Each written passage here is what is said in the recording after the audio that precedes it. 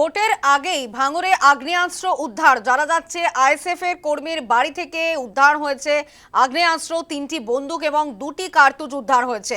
রঘুনাথপুর গ্রামে হাবিবুর রহমানের বাড়িতেই তল্লাশি চালায় উত্তর কাশীপুর থানা। আপনাদের আরো একবার স্পষ্ট করব, বিধানসভা নির্বাচনের আগে ফের উদ্ধার আগ্নেয়াস্ত্র। ভাঙড় থেকে আগ্নেয়াস্ত্র উদ্ধার হয়েছে। দক্ষিণ 24 পরগনার ভাঙড় এলাকায় এক আইএসএফ কর্মীর বাড়ি থেকে 3টি আগ্নেয়াস্ত্র এবং 2টি কার্তুজ উদ্ধার করেছে উত্তর কাশীপুর থানার পুলিশ। না তো বন্দুক কোথায় পেয়েছিলে?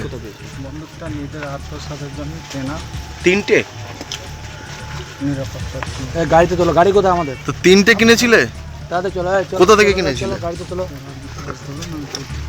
কোথা থেকে কিনেছিলে তুমি? গাড়িতে তোলো। দাদা কোথা থেকে কিনেছিলে? কোথা থেকে? গাড়িতে তোলো। গাড়িতে তোলো। আর কেউ যুক্ত আছে আপনার সঙ্গে?